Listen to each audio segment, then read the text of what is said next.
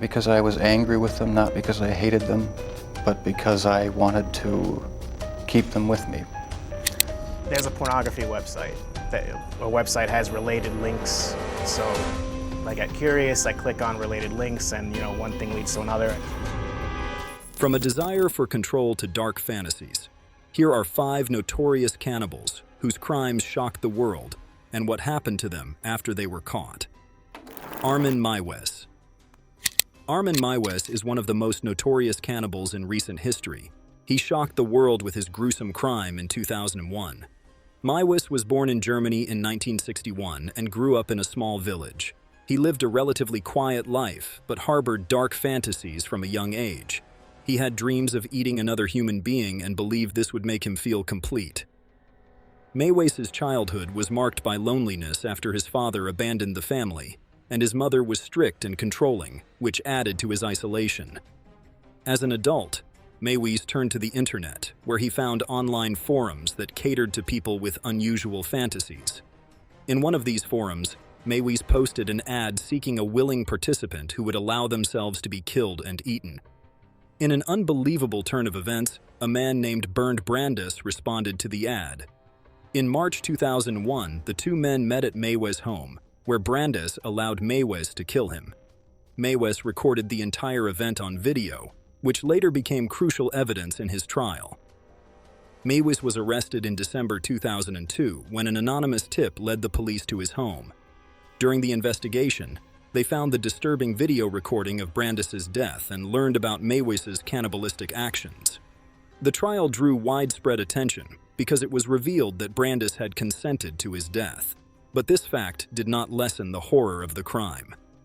In 2006, Meiwes was sentenced to life in prison for murder.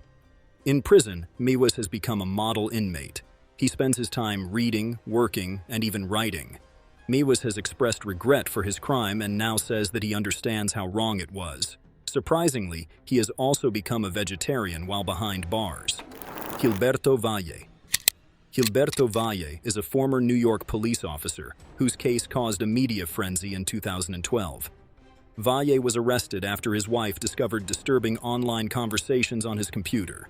These conversations revealed Valle's fantasies about kidnapping, cooking, and eating women. But what made the case even more complex was that Valle had not acted on these fantasies.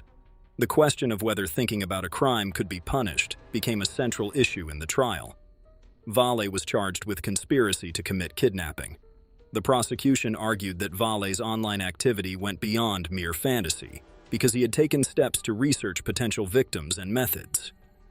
Valle's defense, on the other hand, claimed that these were just thoughts and he never intended to follow through with them. In 2013, Valle was convicted and faced life in prison, but the story did not end there.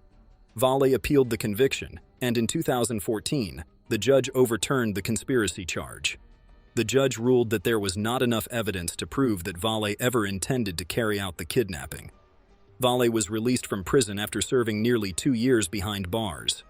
The case left many people divided about whether he was a real threat or just someone with disturbing fantasies. After his release, Valle has tried to rebuild his life, but his reputation has been permanently damaged by the case.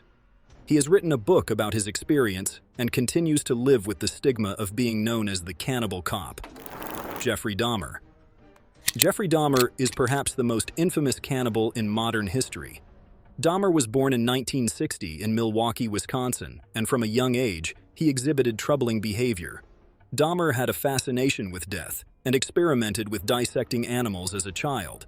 His early life was marked by feelings of isolation and a growing desire to control and dominate others.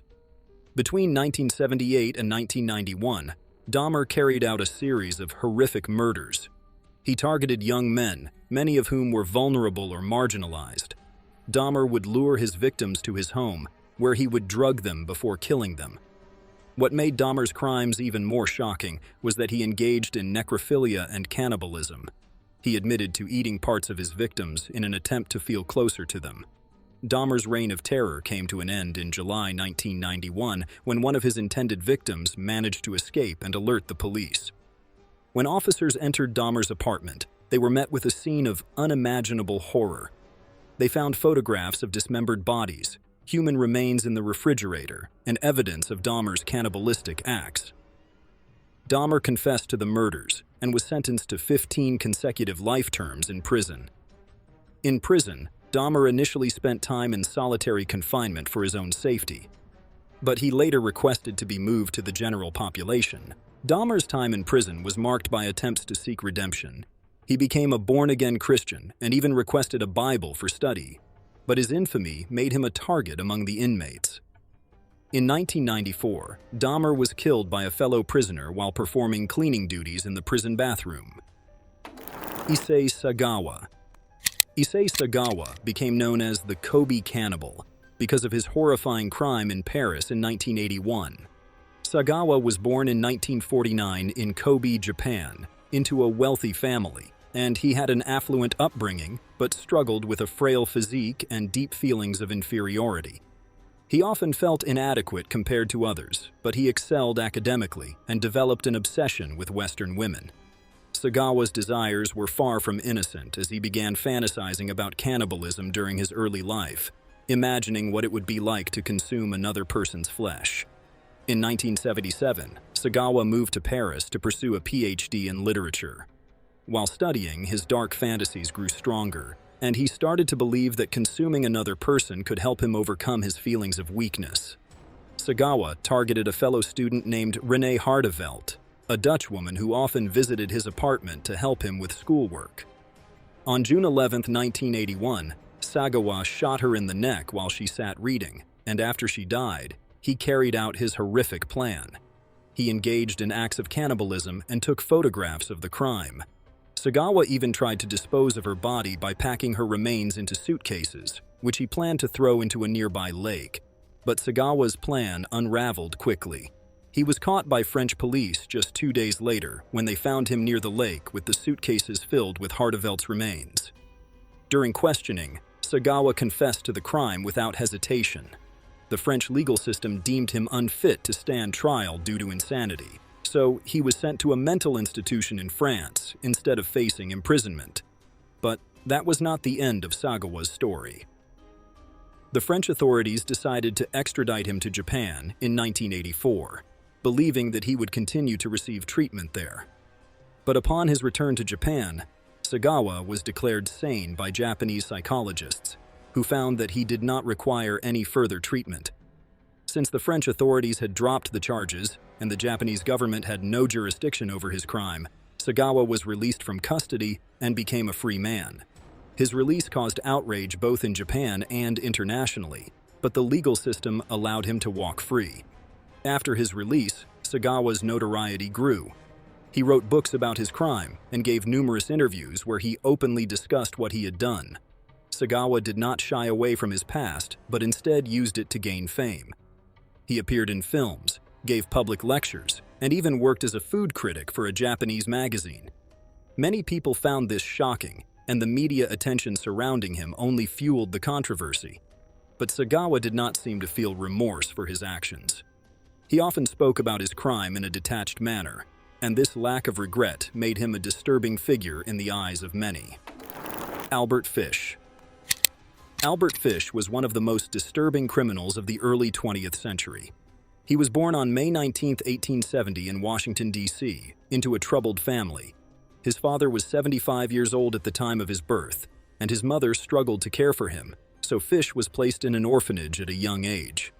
His time in the orphanage left a lasting impact on him because he was regularly abused and developed a twisted relationship between pain and pleasure. This dark side of Fish's personality grew as he got older, and he eventually began to act on his disturbing fantasies. Fish started his criminal activities by targeting young children, often those who were vulnerable or living in poverty. He would lure them away with promises of money or food. Once he had them under his control, Fish would torture, kill, and in some cases, eat parts of their bodies. What made Fish even more terrifying was that he did not stop at physical harm. He would write letters to the families of his victims, describing in graphic detail what he had done. These letters were meant to inflict as much pain as possible on those who were already grieving, and this level of cruelty earned Fish the nickname, the Gray Man. Fish's crimes went unnoticed for years because he was careful to move from city to city, which made it difficult for the authorities to track him down. But in 1934, his luck ran out when he made a mistake that led to his capture. Fish had targeted a 10-year-old girl named Grace Budd, luring her away from her family by pretending to take her to a birthday party. He killed her and later sent a letter to her family, describing the horrific details of what he had done. But this time, the letter provided a crucial clue that led the police to Fish's apartment in New York City. When Fish was arrested, he confessed to the murder of Grace Budd and several other children. He showed no remorse for his actions and seemed almost proud of what he had done. Fish was diagnosed with severe mental illnesses, including sadomasochism and schizophrenia, but the court decided that he was sane enough to stand trial. In 1935, he was found guilty of murder and sentenced to death. But Fish's disturbing behavior continued even after his conviction. He claimed that his crimes were driven by religious visions and believed that his actions were justified. On January 16, 1936, Albert Fish was executed in the electric chair at Sing Sing Prison.